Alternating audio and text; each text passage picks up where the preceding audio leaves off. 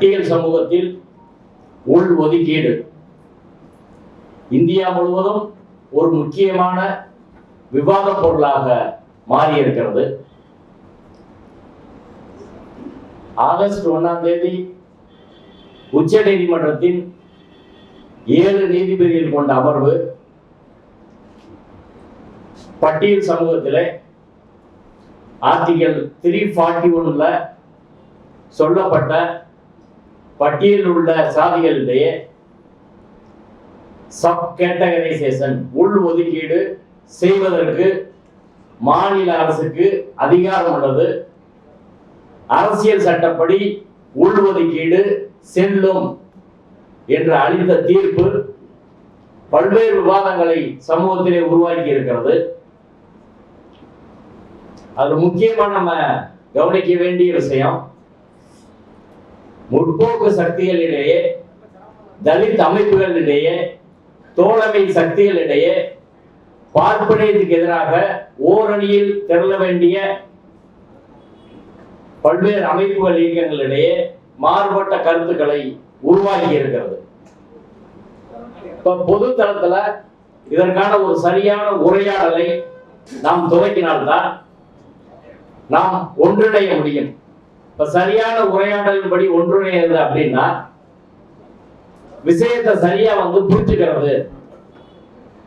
இப்ப அருந்ததியர் அமைப்புகள் பேசினா அவங்க தரப்புலதான் பேசுறாங்க அப்படின்னு நினைப்பாங்க. இன்னொரு பக்கம் விடுதலை சிறுத்தைகள் போன்ற அமைப்புகளோ, சேப்பு தமிழரசனோ, கிருஷ்ணசாமியோ மற்றவர்களை பேசினா அவங்க தரப்புல நின்று பேசுறாங்க அப்படின்னு புரிஞ்சுக்கிடுவாங்க. இப்போ பொது தளத்தில் இருப்பவர்கள் இந்த பிரச்சனையை பற்றி பேசினால்தான் அது சரியான முறையில் மக்களால் புரிந்து கொள்ளப்படும். அந்த தோழர்களும் அதை புரிஞ்சுக்கிடுவாங்க. ஒரு நட்பு முரண்பாட்டை களையும் விதமாக, ஒரு உரையாடலை துவக்கும் விதமாகத்தான் இந்த நிகழ்வை நாங்கள் ஒருங்கிணைத்திருக்கிறோம். அந்த கண்ணோட்டத்துல அதை பார்க்கணும். இது யாருக்கு எதிரான ஒரு நிகழ்வு கிடையாது. இது புரிதல் மட்டத்துல நிறைய குறைபாடு இருக்கு. இப்ப நானே இந்த தீர்ப்பை படிச்சிருக்கேன். என் வயது அனுபவத்துக்கு நான் ஒரு கட்டத்தில் தான் இதை புரிஞ்சுக்க முடியும். முழுமையா நான் புரிஞ்சுக்கிட்டேன் அப்படின்னு சொல்லல. இன்னைக்கு நான் சொல்லக்கூடிய கருத்து, இன்னைக்கு நான் வைக்கக்கூடிய வாதமே இன்னைக்கு நான் புரிஞ்சுக்கிட்ட வகையில, என் அனுபவத்துக்கு புரிஞ்சுக்கிட்ட வகையில வைக்கிறேன். இது 100% சரியானதுன்னு நான் சொல்லல. நாளைக்கு இந்த கருத்துக்கள் எல்லாம் மாறும். ஒரு 15 வருஷத்துக்கு முன்னாடி எனக்கு இருந்த கருத்துக்கு இன்னைக்கு நிறைய கருத்துக்கள் மாறி இருக்கு. அப்படி எல்லா கருத்தும் மாறக்கூடியதுதான். அதான் இயங்கியல். அப்படித்தான் அந்த கண்ணோட்டத்தில் தான் நாம் சிந்திக்க வேண்டும். பெரியாரும் அம்பேத்கரும் மார்க்சும் நமக்கு அதுதான் சொல்லி கொடுத்தாங்க. நிரந்தரமானது அப்படின்னு எதுவுமே கிடையாது. நிரந்தரம்னா அது மாறாதுன்னா அது சனாதனம் தான். எல்லாமே மாறிக்கொண்டும் இயங்கி கொண்டும் இருக்கிறது. அப்ப இந்த சமூகத்துல புது புது பிரச்சனைகள் பெரியார் காலத்துல வராது, அம்பேத்கர் காலத்துல வராது, மார்க்ஸ் காலத்துல வராது, புதுசா வந்தா அந்த புது பிரச்சனைகளுக்கு நாம அட்ரஸ் பண்றது எப்படி அப்படின்றது அந்த சித்தாந்த ஒளியில இன்னைக்கு உள்ள சூழ்நிலைக்கு ஏற்ப நாம் இந்த விஷயங்களை புரிந்து கொள்ள வேண்டிய தேவையும் அவசியம் இருக்கிறது.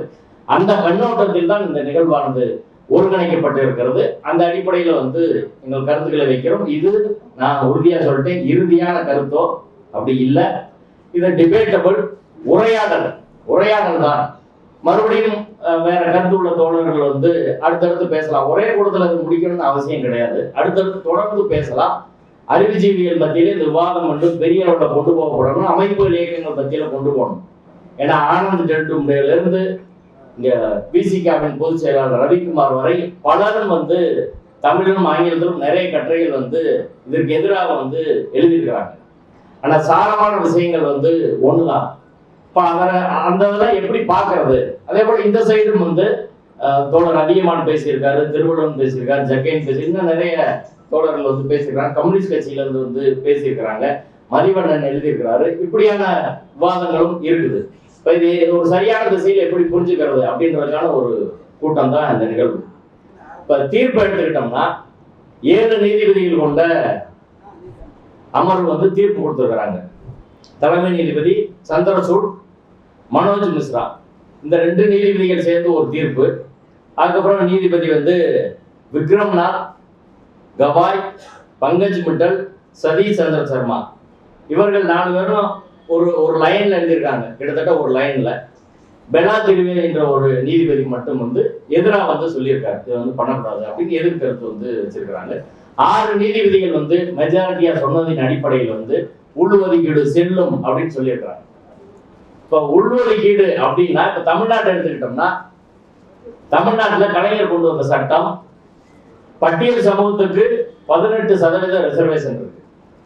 இந்த 18%த்துல 3% முன்னுரிமை பிரிஃபரன்சியல் பேசிஸ் அப்படின்னு தான் சட்டத்தில் கொண்டு வந்திருக்கிறாங்க. அப்படின்னா 18 இடங்கள்ல 3 இடங்கள் முன்னுரிமை, அருந்ததியர்களுக்கு அந்த 3 இடங்களுக்கு முன்னுரிமை, மீதி 15 இடங்களுக்கு எல்லாரும் வந்து போட்டி போடலாம். இந்த 3 இடங்களில் ஒரு பேராசிரியர் பணிக்கு அல்லது வேற ஒரு ஒரு மாவட்ட நீதிபதி பணிக்கு ஒரு அருந்ததியர் வந்து வரல அப்படின்னா பட்டியல் சமூகத்தில் மற்றவர்களை வைத்து அதை நிரப்பிக் கொள்ளலாம். அதான் பிரிஃபரன்சியல் பேஸ் மாடல் அப்படின்னு சொல்லி உள்ஒதுக்கீடுன்னு சொல்றாங்க. இங்க தமிழ்நாட்டில் அதான். அப்போ 3 இடங்கள்ல பிரிஃபரன்ஸ் அப்படின்னு தான் கொடுத்துருக்காங்க. மீத இடங்கள்ல எல்லாரும் போட்டி போடலாம், இவங்க வரலைன்னா இவங்களை வச்சு நிரப்பிக்கலாம் அப்படின்றத தமிழ்நாட்டில் கொடுக்கப்பட்ட மாடல். அதுல வந்து எடுத்துக்கிட்டோம்னா இங்க தமிழ்நாட்டை பொறுத்தவரை 200 பாயிண்ட் ரோஸ்டர் அப்படின்னு சொல்லுவாங்க. 2வது இடம், 32வது இடம், 64வது இடம் அருந்ததியர்களுக்கான முன்னுரிமை, மீதி எல்லாம் மற்றவங்களுக்கு. இது இல்லைன்னா அவங்க வந்து இதுல போட்டுக்கலாம். இதான் தமிழ்நாட்டை பொறுத்தவரை. இப்ப இந்த தீர்ப்புல வந்து இதை சரி செல்லும் என்று சொல்லி இருக்கிறார்கள். அதே சமயம் வந்து வேற ஒரு சிக்கலான விஷயத்தையும் பேசியிருக்காங்க. தீர்ப்பு 2 பகுதியா இருக்கு. ஒரு பகுதி உள்ஒதுக்கீடு செல்லும், தமிழ்நாட்டு சட்டம் செல்லும், ஆந்திரா சட்டம் செல்லும், பஞ்சாப் சட்டம் செல்லும், இதெல்லாம் ஒரு பகுதி. இன்னொரு பகுதி என்ன சொல்றாங்கன்னா கிரிமி லேயர் அப்படின்னு ஒரு கான்செப்ட் வந்து வைக்கிறாங்க. கிரிமி லேயர்னா என்ன? இடஒதுக்கீடு பிரிவில் உள்ள இருப்பவர்கள், ஓபிசியா இருந்தாலும் சரி, எஸ்சி எஸ்டியா இருந்தாலும் சரி, அதுல வந்து ஏற்கனவே பயன்பெற்ற நபர்கள் திரும்ப திரும்ப பயன்படுறாங்க தனி நபராக, அவர்கள் வந்து அதுல இருந்து வந்து நீக்கிறணும் அப்படின்னு சொல்றதா கிரிமி லேயர். நீதிபதி கவாய் வந்து அவர் தீர்ப்புல வெளிப்படையா அப்படி எழுதியிருக்கிறாரு. ஒரு ஐஏஎஸ் படிச்ச ஒரு பட்டியல் சமூகத்தை சேர்ந்த ஒரு மகனுக்கு எதுக்கு மறுபடியும் ரிசர்வேஷன் வந்து கொடுக்கணும் அப்படின்ற கேள்வியை வந்து அவர் சொல்றாரு. இன்னொரு நீதிபதி பங்கஜ் மண்டல் என்ன சொல்றாருன்னா, ரிசர்வேஷன் வந்து நாட்டுல சாதியத்தை வந்து தக்க வைக்கிறது, வளர்க்குது, அதனால கிரிமி லேயர் வேணும், ரிசர்வேஷனே ஒரு குறிப்பிட்ட காலத்துல தான் இருக்கணும் அப்படின்ற கருத்தை வந்து அவர் வந்து பதிவு பண்ணியிருக்காரு. 4 நீதிபதிகள், நீதிபதி சந்திரசூட்டும் மனோஜ் மிஸ்ராவும் வந்து அவர்கள் 2 பேரும் கிரிமி லேயர் பத்தி எதுவுமே சொல்ல. 140 பக்கத்துக்கு அந்த தீர்ப்பு வந்து இருக்கு. 140 பக்க தீர்ப்புல வந்து கிரிமி லேயர் வந்து கூடாது அப்படின்னு தான் சொல்லியிருக்காங்களே ஒழிய அவங்க சரியான தீர்ப்புனா அதான் இந்த 140 பக்கம் சந்திரசூட்டும் மனோஜ் மிஸ்ரா தீர்ப்பு தான். மீதி 4 நீதிபதிகள் தீர்ப்புல வந்து இந்த கிரிமி லேயர் சொல்லியிருக்கிறாங்க, இதுல வெளியேற்றணும் அப்படின்னு பேசுறாங்க. பொதுவா பாக்குறதுக்கு ஒரு கலெக்டர் மகனுக்கு எதுக்கு ரிசர்வேஷன் அப்படின்ற மாதிரி ஒரு கேள்வி எல்லாருக்கும் வந்து தோணும், சரியான போல அப்படின்னு. ஆனா அதோட சூட்சுமம் பின்னணி அதை எப்படி பார்க்கணுன்றது முக்கியமானது. கிரிமி லேயரை நான் என்ன கேட்கிறேன், இது ஹைகோர்ட்டுக்கும் சுப்ரீம் கோர்ட்டுக்கும் முதல்ல அமல்படுத்தலாம்ல.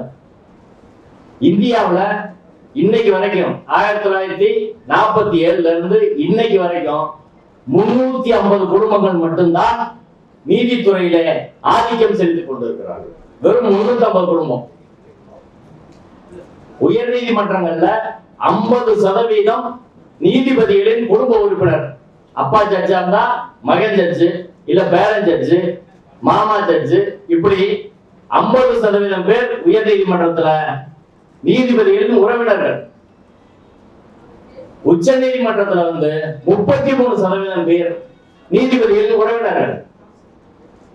இப்போ உச்ச நீதிமன்றம் உயர் நீதிமன்றம் வந்து குடும்ப ஆட்சியின் கீழ் இருப்பதை போல் இருக்கிறது.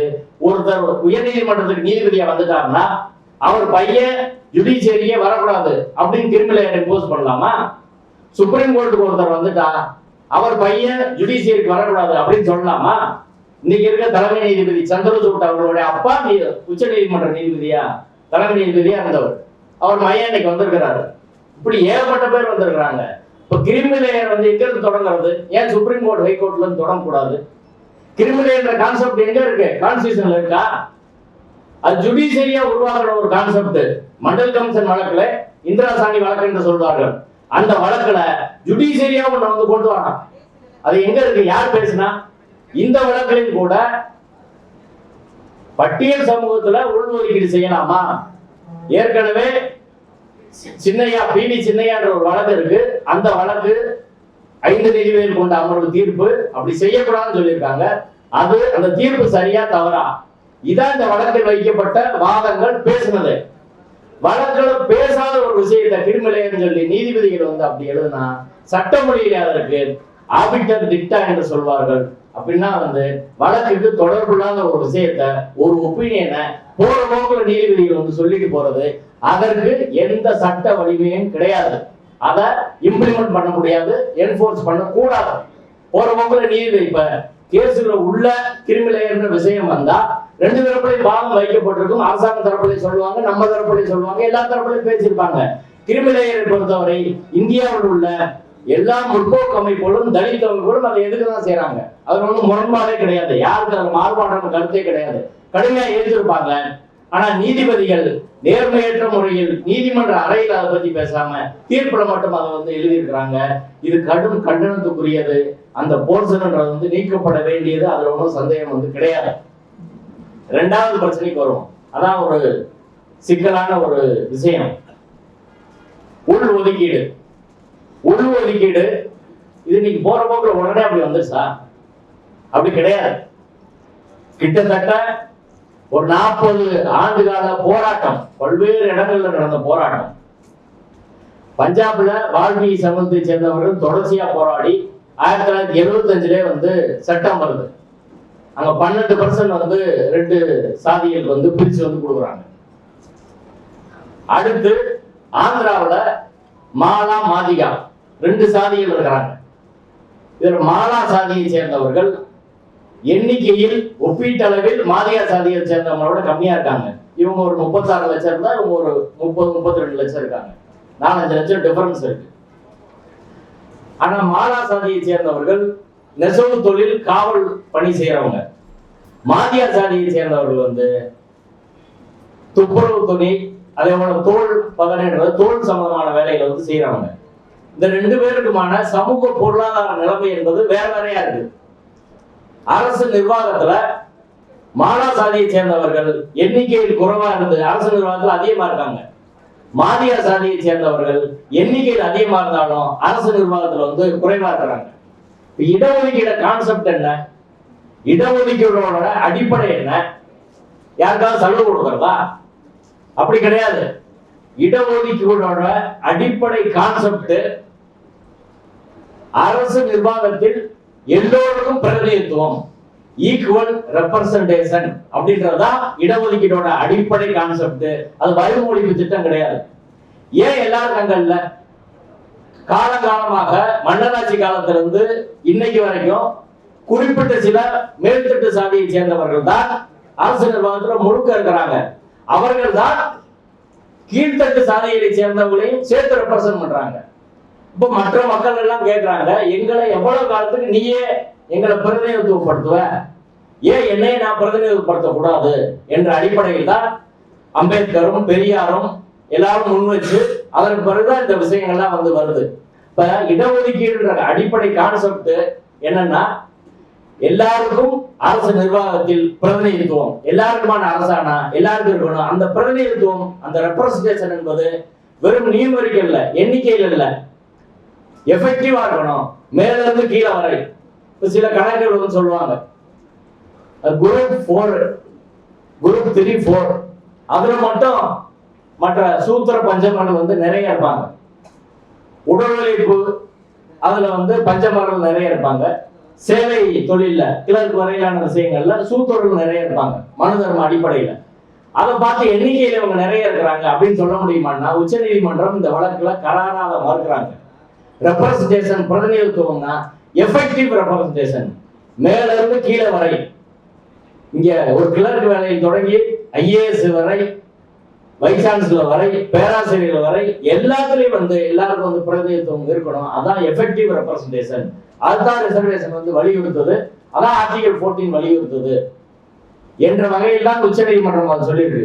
இப்ப பிரதிநிதித்துவம் ரிசர்வேஷனோட கான்செப்ட் முதல்ல புரிஞ்சுக்கணும். பிரதிநிதித்துவம் எல்லாருக்குமான பிரதிநிதித்துவம், இட ஒதுக்கீடு அப்படின்ற ஊடகங்கள்ல இட பங்கீடு எல்லாருக்குமான பிரதிநிதித்துவம் ஒண்ணு. ரெண்டாவது, இந்த வழக்குல ஆந்திராவை எடுத்துக்கிட்டா ஆந்திராவில் வந்து கிட்டத்தட்ட 1990களிலிருந்து இருந்து மாதிகா தண்டோர இயக்கம் அப்படின்னு வந்து தொடங்கி தீவிரமான போராட்டங்கள் அங்க வந்து நடக்குது. 1 லட்சம் பேர், 2 லட்சம் பேர், 5 லட்சம் பேர்லாம் கூப்பிட்டு வந்து போராட்டங்கள் நடத்துறாங்க. பெரிய பெரிய வந்து ஏகப்பட்ட போராட்டங்கள் நடத்துறாங்க. அதன் தொடர்ச்சியா தான் 1996ல வந்து அங்க வந்து ஃபர்ஸ்ட் ரிசர்வேஷன் கொண்டு வராங்க. அதை எதிர்த்து உயர்நீதிமன்றத்துக்கு வழங்க போகுது. உயர்நீதிமன்றம் ரிசர்வேஷன், இன்டர்னல் ரிசர்வேஷன் வந்து செல்லும்னு சொல்றாங்க. அதற்கு எதிராக தான் உச்ச நீதிமன்றத்துல சின்னையா வழக்கு வந்து போகுது. அந்த சின்னையா வழக்கு தான் பிரச்சனை. அந்த சின்னையா வழக்குல 5 நீதிபதிகள் கொண்ட அமர்வு வந்து எஸ்சி பிரிவு ஆர்டிகல் 341 உள்ள எஸ்சி பிரிவு மக்கள் வந்து ஒரு படித்தானவர்கள், ஹோமோஜீனியஸ் குரூப், ஒரே குரூப்.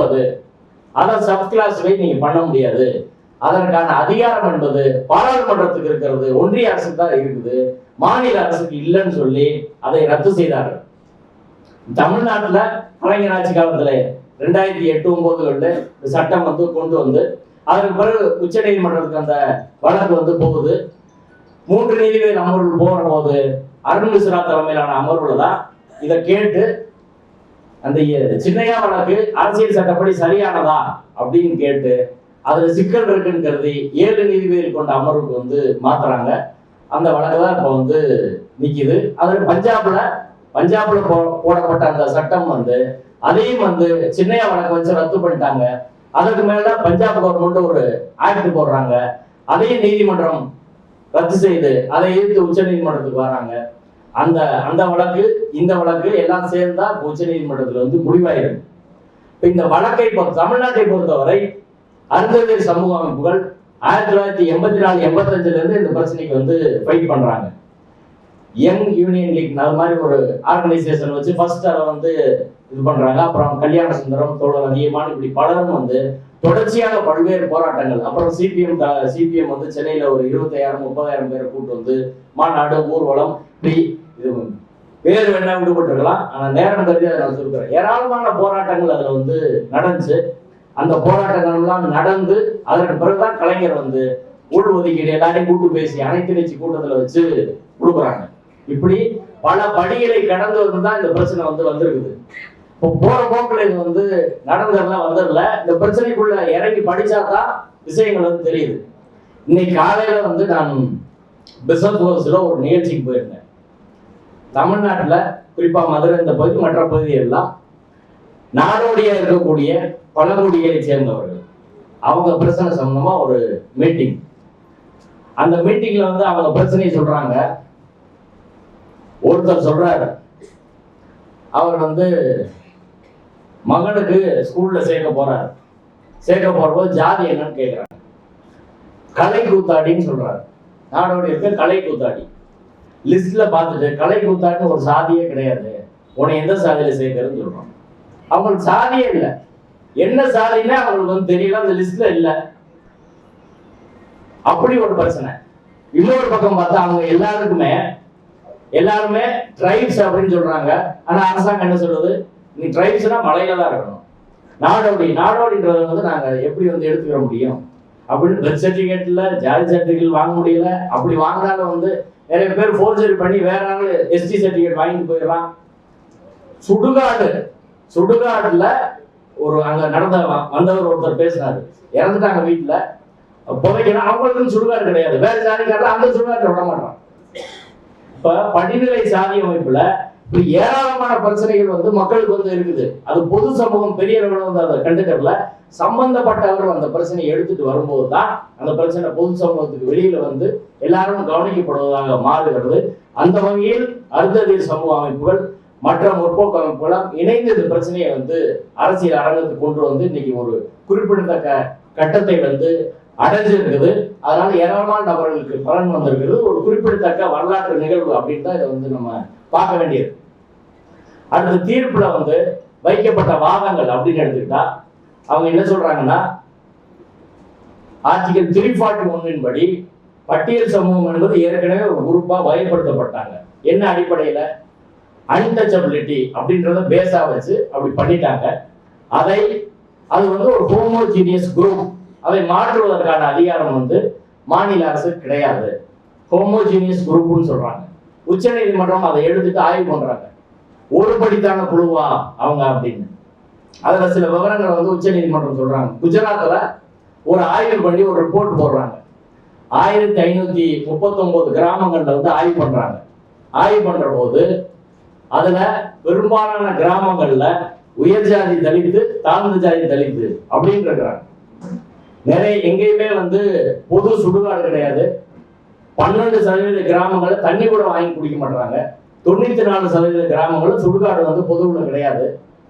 இப்படி எல்லாம் அதுக்குள்ளே கடுமையான வேறுபாடு இருக்கு. மத்திய பிரதேசத்தில் எடுத்துக்கிட்டா 25 பட்டியல் சாதிகள் இருக்கிறாங்க. அதுல 9 சாதிகள் மட்டும்தான் ஸ்டேட் ஃபுல்லா வந்து பட்டியல் சமூகம். சில மாவட்டங்கள்ல அவங்க பட்டியல் சமூகம் கிடையாது. மீதி உள்ளவங்கலாம் சில மாவட்டங்கள்ல பட்டியல் சமூகம், சில மாவட்டங்கள் கிடையாது. அப்படிதான் இருக்கிறாங்க. இதை நல்லா புரிஞ்சுக்கணும்னா தமிழ்நாட்டுல ஓபிசி, எம்பிசி நம்ம வந்து பார்க்கலாம். ஓபிசியில வந்து நிறைய சாதிகள் வந்து இருக்கிறாங்க. அந்த நிறைய சாதிகள்ல வந்து அவங்களாம் ஒரே குரூப் அப்படின்னு நம்ம பொதுமைப்படுத்த முடியுமா? அவர்களுக்குள்ள சமூக பொருளாதார ஏற்றத்தாழ்வு கிடையாதா? சமூக ரீதியா எல்லாரும் ஒரே மாதிரி பின்தங்கி இருக்காங்களா? அப்படி சிந்திக்கிறது வந்து ஒரு இயங்கியலுக்கு மாறானது, யதார்த்தத்துக்கு புறமானது. அப்படி கிடையாது.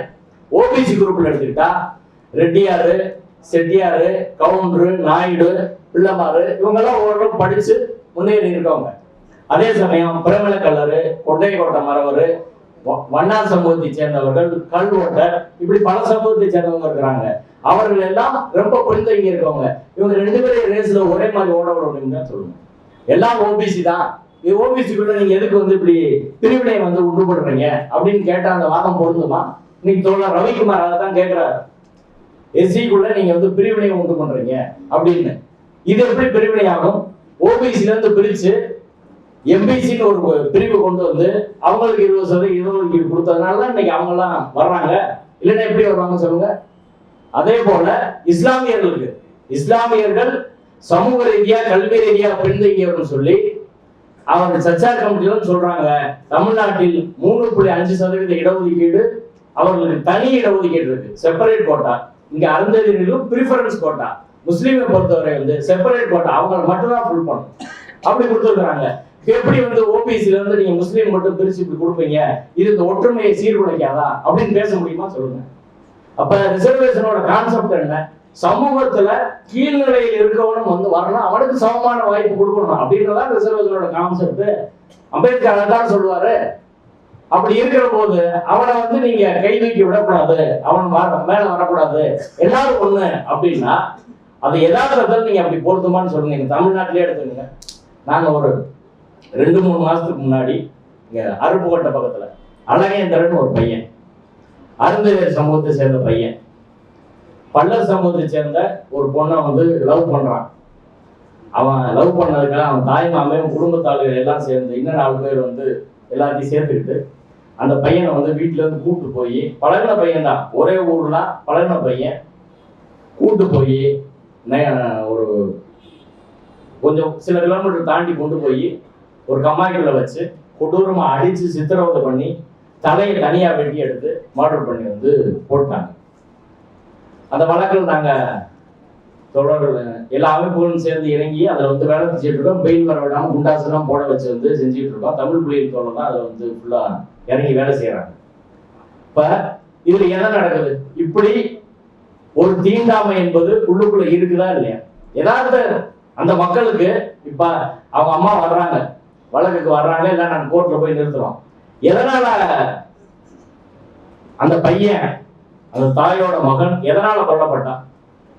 நீ இந்த ஜாதி கிடையாது, நீ கீழ் ஜாதி, எப்படி வந்து என்னை வந்து மேல் ஜாதி பொண்ண லவ் பண்ணலாம் அப்படின்றதானே? இது ஒரு யதார்த்தமா இந்த முரண்பாடு இருக்கா இல்லையா? தனித்தனி குடியிருப்பு இருக்கா இல்லையா?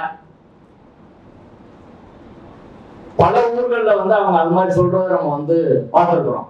ஆண்ட பரம்பரை அப்படின்னு நீ பல பேர் பேசிட்டு இருக்கான். எத்தனை பேர் தான் எத்தனை நாட்டை தான் ஆண்டான்னு நம்மளுக்கு வந்து தெரியல. ஆனா எல்லாரும் ஆண்ட பரம்பரை தான், எல்லாருமே ஆண்ட பரம்பரை. யாரெல்லாம் கீழே வேலை செஞ்சாங்கன்னு தெரியல. இப்ப யதார்த்தம் என்ன? பட்டியல் சமூகத்துக்குள்ளே ஏற்றத்தாழ்வு இருக்கிறது. சமூக ரீதியாக கல்வி ரீதியாக பின்தங்கி இருக்கிறார்கள். அரசு நிர்வாகத்திலே வந்து மக்கள் தொகைக்கு ஏற்ப பிரதிநிதித்துவம் பலருக்கு வந்து கிடையாது அப்படின்றதான் யதார்த்தமான உண்மை. இந்த அடிப்படையில உச்சநீதிமன்றம் என்ன சொல்றாங்கன்னா, இது ஹோமோஜீனியஸ் குரூப் கிடையாது, ஹெட்ரோஜீனியஸ் குரூப். 341ல பட்டியல் சமூகம் பல சாதியை சேர்ந்தவங்க சேர்த்து வச்சிருக்காங்க. அப்படி சேர்த்து வச்சதுனால அது ஒரு குரூப் நம்ம வந்து கிளாசிஃபை பண்ண முடியாது. அதுல வந்து பல்வேறு வேறுபாடுகள் வந்து அதுல இருக்குது.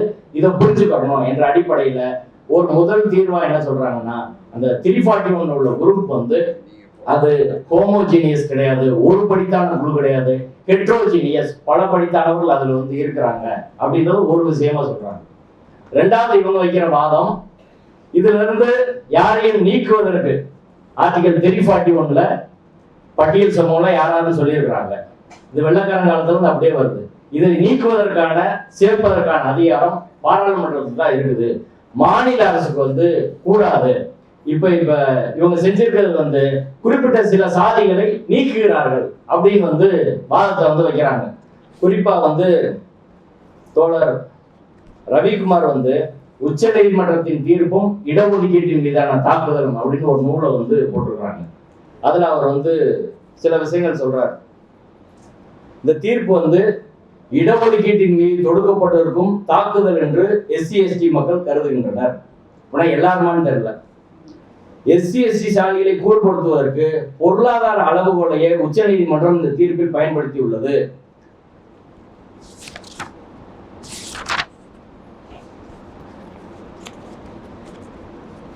அடுத்து வந்து கிரிமிலேயரை விட சப் கேட்டகரைசேஷன் மிகவும் ஆபத்தானது. கிரிமிலேயரில் சில நபர்கள் தான் பாதிக்கப்படுகிறார்கள். ஆனால் சப் கேட்டகரைசேஷனிலோ சில சாதிகளை இடஒதுக்கீட்டின் பலனிலிருந்து ஒதுக்கப்படுகின்றன. இதனால் பாதிக்கப்படும் எண்ணிக்கை அதிகம் சொல்றாரு. இது சரியா? கிரிமிலேயரும் சப் கேட்டகரைசேஷன் ரெண்டும் ஒன்னா? அதோட இது ஆபத்து அப்படின்னு சொல்றாரு. நான் ஏற்கனவே கிரிமிலேயர் என்னன்னு விளக்குனேன். தனிநபர்களை வந்து அவன் முன்னேறிட்டான்னு சொல்லி நீக்கிறது.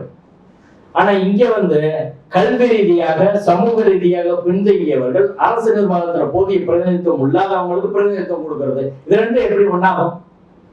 ரெண்டு ஒண்ணுன்னு சொல்றாரு. ரெண்டாவது என்ன வாதத்தை அவர் வைக்கிறாருன்னா, அந்த 341 ஆர்டிகல் 341ல பட்டியல் சமூக மூவ்மெண்ட் இருக்கு, அதுல இருந்து சிலர் நீக்கிறாங்கன்ற மாதிரி சென்ஸ்ல பேசுறாரு. ஆனா எங்காவது இந்த தீர்ப்புல நீக்கிறது அப்படின்னு வருதா சொல்லுங்க. பரிந்துரை இடஒதுக்கீடு சட்டம் இருக்கு, அதுல 18% பல்லர் சமூகத்தையோ பறையர் சமூகத்தையோ நீக்கிறதா எங்கேயாவது இருக்கா? 16 அதாவது 18ல 15% வந்து எல்லாரும் அதுல வந்து வரலாம். 3ல ப்ரிஃபரன்ஷியல் பேசிஸ். இது நீக்கிறது எங்க இருக்கு? இந்த இதுல வந்து தூக்கி வெளியே போட்டாங்களா? அதான் நீக்கிறது. இப்ப இந்த இதுல வந்து பறையர் சமூகம் முன்னேறிட்டாங்க, அவங்கள வந்து இதுல இருந்து தூக்கி வந்து நாங்க வேற கேட்டகரி MBC கொண்டு போறோம் அப்படின்னு சொன்னா அதை நீக்கிறது. பல்லர் சமூகத்தை MBC கொண்டு போறோம் இல்ல வேற கேட்டகரி போறோம் அப்படின்னா அதை நீக்கிறது. ஆனா இதுல எங்கேயுமே நீக்கலையே. ஆனா நீக்கியது போல வந்து ரெண்டு ஒண்ணு அப்படின்னு வந்து பேசுறதுன்றது எந்த வகையில வந்து அது சரின்னு சொல்லி தோழர் தான் அதை வந்து விளக்கணும். அதனால 341 அதுல இருந்து எந்த ஜாதியும் நீக்கவில்லை, எந்த ஜாதியும் சேர்க்கவில்லை. உள்ளுக்குள்ள வந்து பின்தங்கி இருக்கவங்களுக்கு ஒரு ஏற்பாடாக தான் இருந்தது. ப்ரிஃபரன்ஷியல் பேசில வந்து இந்த ரிசர்வேஷன் வந்து கொடுக்குறாங்க, அதை தாண்டி அதுல ஒண்ணும் வந்து கிடையாது. ரெண்டாவது அப்படி கொடுக்கறது கூட போற போக்குல கொடுக்கலாமா? உச்ச நீதிமன்றம் நிறைய வந்து வரையறுக்கிறாங்க. நீங்க ஒரு சப் கேட்டகரியில அப்படி கொடுக்கணும்னா மற்ற சாதிகளை மொத்தமாக நீங்க வந்து புறக்கணிக்க கூடாது, அவர்கள் அதை வந்து மாற்றக்கூடாது, அவர்கள் வருவதை தடுக்க கூடாது. அது கண்டிஷனா வந்து போடுறாங்க. சப் கிளாசிபிகேஷனுக்கான கண்டிஷன் வரிசையா வந்து போடுறாங்க. அதே போல வகைப்படுத்துதல் இருந்து ஆர்டிகல் 14க்கு புறம்பாடக்கூடாது. ஆர்டிகல் 14 படி வந்து நீங்க வகைப்படுத்தினா அறிவுபூர்வமான முறையில் வகைப்படுத்தணும், சட்டத்தின் நோக்கம் என்னவோ அதை நிறைவு செய்யற மாதிரி இருக்கணும். இப்படின்னு ஏராளமான கண்டிஷனை வந்து உச்ச நீதிமன்றம் வந்து சொல்றாங்க. மிக முக்கியமாக என்ன கண்டிஷன் சொல்றாங்களா, யாருக்கு நீங்க அப்படி ப்ரிஃபரன்ஸ் கொடுக்குறீங்க இல்ல தனி இடஒதுக்கீடு கொடுக்குறீங்க அப்படின்னா அவர்கள் சமூக ரீதியாக பின்தங்கி இருக்கணும். ஆர்டிகல் 15(4), ஆர்டிகல் 16(4) அடிப்படையில் வந்து சமூக ரீதியா பின்தங்கி இருக்கணும்.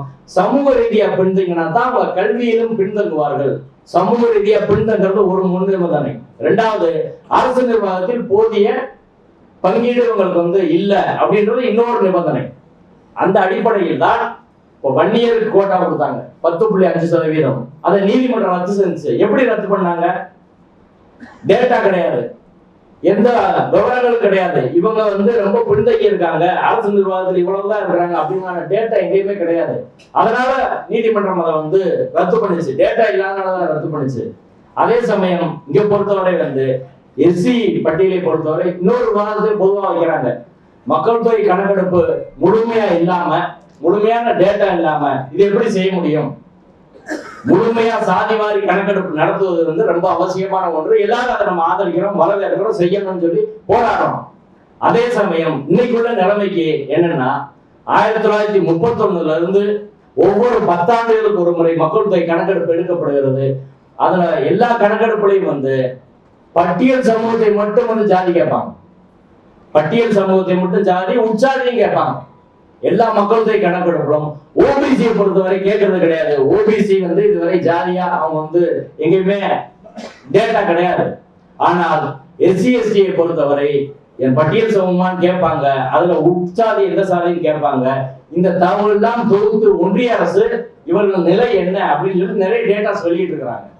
அதனை தொடர்ந்து தான் தமிழ்நாட்டில் நீதிபதி ஜனார்தன் தலைமையிலான கமிஷன் அமைத்து கலைஞர் இந்த டேட்டாவை எடுத்து அதற்கு பிறகுதான் வந்து இதை வந்து கொண்டு வந்தாங்களே ஒழிய போற போக்கில் கிடையாது. அப்ப அருந்ததி சமூகத்தை சேர்ந்தவர்கள் சமூக ரீதியாக கல்வி ரீதியாக பின்தங்கியிருக்காங்க பொது போக்குல சொல்லல. எல்லாம் டேட்டா அடிப்படையில, விவரங்கள் அடிப்படையில, அரசு புள்ளி விவரங்கள் அடிப்படையில, அரசு துறையில் உங்களுக்கு போதிய இடம் இல்லை, எல்லாத்தையும் விவரங்கள் எடுத்தா கலைஞர் வந்து இந்த சட்டத்தை வந்து கொண்டு வந்தாரு. போற போக்கில் வந்து கொண்டு வரல. இப்ப இந்த சட்டத்துக்குரிய எல்லா நியாயங்களும் வந்து இருக்கிறது.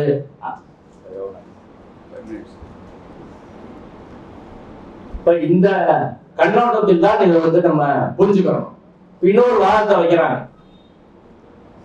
இது பட்டியல் சமூக ஒற்றுமையை வந்து பாதிச்சிடும் அப்படிங்கிற ஒரு வாதம் வந்து வைக்கப்படுகிறது. உள்ளுக்குள்ளே வந்து சண்டை வந்துடும். இதை பிஜேபி வந்து பிளான் பண்ணி இப்படி வந்து பண்றாங்க அப்படின்னு. பிஜேபி எப்பயுமே பிளான் பண்ணி பண்ணுவாங்க, அதுல ஒன்றும் நம்மளுக்கு சந்தேகம் கிடையாது. எல்லாரையும் மோத விடுவாங்க. சுப்ரீம் கோர்ட்டு விசமமா பல விஷயங்கள் பண்ணுவாங்க. ஆரம்பத்திலிருந்து இடஒதுக்கீட்டுக்கு எதிராக வரிசையா தடை போட்டது சுப்ரீம் கோர்ட் தான். ஒவ்வொன்றும் பாராளுமன்றத்துல மக்கள் போராட்டத்துல சட்டம் செண்பகம் துறைராஜில இருந்து இப்ப வரை வந்து சட்ட திருத்தம் கொண்டு வந்தா ரிசர்வேஷன் பிரச்சனை எல்லாம் செட்டில் ஆயிருக்க ஒழிய வேற எப்பயும் கோர்ட்டு மூலமா எதுவும் செட்டில் ஆனது கிடையாது. நான் என் கேள்வி என்னன்னா, ஒற்றுமை, பட்டியல் சமூக ஒற்றுமை எந்த அடிப்படையில் இருக்கணும்? அதான் முக்கியம். அதாவது ஒரு குரூப்ல போட்டாங்க அப்படின்ற அடிப்படையில அந்த ஒற்றுமை இருக்கணுமா, அல்லது பட்டியல் சமூகத்திலே கீழே இருக்கவங்களுக்கு அரசாங்கம் கைதூக்கி வட முன்வரும் போது மற்றவர்கள் அவனை ஆதரித்து அரவணைத்து சரிதான் சொல்லி ஒன்றிலிருந்து கூட்டு போறது மூலமா ஒற்றுமை இருக்குமா சொல்லு. எந்த ஒற்றுமை? ஒற்றுமை என்ன அடிப்படையில் கட்டமைக்கப்படும்? நீங்க இப்படி கட்டமை செய்யணும், அந்த ஒற்றுமை நிக்குமா? இன்னைக்கு இந்த தீர்ப்பு வந்தவுடன் இந்த தீர்ப்பை வந்து பெரியவரோட வரவேற்று விடுதலை சிறுத்தைகள் கட்சிகள் பேசியிருந்தா இன்னைக்கு அருந்ததி சமூகத்தோடு இணைஞ்சு வந்து நின்றுக்க முடியும். ரவிக்குமார் தொடர்ச்சியா அப்படி பேசுறது மூலமா இன்னைக்கு அருந்ததி சமூகம் எப்படி போய் விசிகாவோட இணைஞ்சு நிற்பாங்க? அந்த தலைமை எப்படி வந்து ஏற்றுக்குவாங்க? தலித் ஒற்றுமை எப்படி வரும்? எப்படி வரும்? வர்றதுக்கான சாத்தியம் இருக்கா? இதுக்கு முன்னாடி ரவிக்குமார் அவர்கள் வந்து சட்டமன்றத்துல வந்து இந்த சட்டம் வரும்போது பேசுறார், அருந்ததியர் மக்களை கைதூக்கி விடமாக கொண்டு வரப்பட்டிருக்கிற இந்த மசோதாவை விடுதலை சிறுத்தைகள் கட்சி சார்பிலே நாங்கள் வரவேற்று பாராட்டுகின்றோம். அவர் தான் பேசுறாரு. இன்னைக்கு எப்படி நேரடியாக ஸ்டாண்ட் எடுக்க முடியும்? அவர் தான் கொஞ்சம் விளக்கம் சொல்லணும். அடுத்து, இந்த மசோதாவை நீங்கள் நல்ல முறையில் நிறைவேற்றி அருந்ததியின மக்களுக்கு இடஒதுக்கீட்டினுடைய பலன்கள் முழுமையாக கிடைப்பதற்கு நம்முடைய அரசு வழிவகுத்தது என்ற வரலாற்று சாதனை என்றும் நிலைபெற வாழ்த்தி விடுதலை சிறுத்தைகள் சார்பிலே இந்த மசோதாவை வரவேற்று அமர்கிறேன். 2009 பிப்ரவரி 26 சட்டசபையில அவர் வந்து ரவிக்குமார் பேசினது. அப்படி பேசிட்டு இன்னைக்கு நேரா அது வேலை செஞ்சு சுப்ரீம் கோர்ட்ல இன்னைக்கு போய் ரிவ்யூ பெட்டிஷன் ஃபைல் பண்ணா எப்படி சரியா இருக்குன்னு சொல்லுங்க. அப்ப நீங்க சுப்ரீம் கோர்ட்ல மற்றவங்களுக்கு தான் ஃபைல் பண்ணிருக்கோம் அப்படி இப்படி எல்லாம் சொல்றாங்க, கிரிமினல் இருக்கு அப்படின்னு சொல்றாங்க. ஆனா மொத்த தீர்ப்பையும் தான் ரிவ்யூ பண்ணணும்னு போட்டுருக்காங்க. சரி, அருந்ததியருக்கு தமிழ்நாட்டில் கொடுக்குறாங்க, வரவேற்கணும், அதை எழுதிருக்கீங்களா சொல்லுங்க, காட்டுங்க. சப் கேட்டகரைசேஷனே கூடாது அப்படின்றதா அவர்கள் நிலைப்பாடாக இருக்கிறது. அதை அந்த தோழர்கள் பரிசீலிக்கணும். ஒற்றுமை என்பது நம்ம கூட இருக்கவனை கைது வைக்க விடும்போது தான் வரும். அதை மற்ற வகையில அது வராது. அம்பேத்கர் சொல்றாரு, பட்டியல் சமூகத்தை சேர்ந்தவர்கள் ரொம்ப சிறுபான்மையா இருக்கிறாங்க, எல்லாத்தையும் சில இடங்கள்ல புது நகரங்களை உருவாக்கி அங்க உட்கார வச்சு ஒரு ஒரு ஒற்றுமையை உருவாக்குறது தான் என்னோட நோக்கமா இருக்கு அப்படின்னு. அப்படி இந்தியா முழுவதும் நடந்துச்சாங்கன்னா அம்பேத்கர் பிறகு அதற்கான முயற்சிகள் நடக்கவில்லை என்பதுதான் உண்மை. இதற்கு பட்டியல் சமூக அமைப்புகள் மட்டும் பொறுப்பு கிடையாது. இங்க உள்ள கம்யூனிஸ்ட் அமைப்புகள், பெரியார் அமைப்புகள், அரசுகள், முற்போக்காளர்கள் எல்லாரும் பொறுப்பு தான். அவங்க மட்டும் தனியா அவங்களே செய்யல அப்படின்னு பொறுப்பை அவர்கள் மேல தள்ளிவிடுறது என்பது பொருத்தம் கிடையாது. எல்லாருக்குமான பொறுப்பு. இங்க பட்டியல் சமூக ஒற்றுமை, மற்ற ஒற்றுமை எல்லாம் எல்லோருடைய மொத்த பொறுப்பாக இருக்கிறது. இதை நீங்க பேக்லாக் ஃபில் பண்ணல, அதே போல ரிசர்வேஷன் மற்ற துறையில இல்ல, ஹைகோர்ட் சுப்ரீம் கோர்ட்ல இல்ல, இப்படி பல்வேறு வாதங்களை இதுக்கு எதிராக வைக்கிறாங்க. அதெல்லாம் உண்மைதான். ரிசர்வேஷன் ஒழிக்கிறதுக்கே முயற்சி பண்றாங்க அப்படின்றதா உண்மை. ஆனா அதற்காக அருந்ததியர் ரிசர்வேஷனோ மற்ற பட்டியல் சமூகத்தில் பின்தங்கி இருக்கவங்க ரிசர்வேஷனோ அதை எதிர்ப்பது என்பது நியாயமாகாது. பேக்லாக் ஃபுல் பண்ணோம். இந்த பிரச்சனைக்கெல்லாம் எல்லாரும் சேர்ந்து போராடுவோம், கிரிமினலுக்கு எல்லாரும் சேர்ந்து போராடுவோம். ஆனால் இந்த பிரச்சனையை பொறுத்தவரை இதான் இந்த கண்ணோட்டம் தான் சரியா இருக்கும். தந்தை பெரியார் அவர்கள் சொன்னதை சொல்லி இறுதியாக நிறைவு செய்கிறேன். ஒரு பெரிய நாடு ஒரு சின்ன நாட்டை ஒடுக்குனா அந்த சின்ன நாடு பக்கம் தான் நான் நிற்பேன். ஒரு முதலாளி தொழிலாளியை ஒடுக்குனா அந்த தொழிலாளி பக்கம் தான் நான் நிற்பேன். கணவன் மனைவியை ஆதிக்கம் செய்தால் அந்த மனைவி பக்கம் தான் நான் நிற்பேன். பெரிய சாதி சின்ன சாதி ஆதிக்கம் பண்ணா இது அரிபந்தாம் அவர்களை வரவேற்கும்.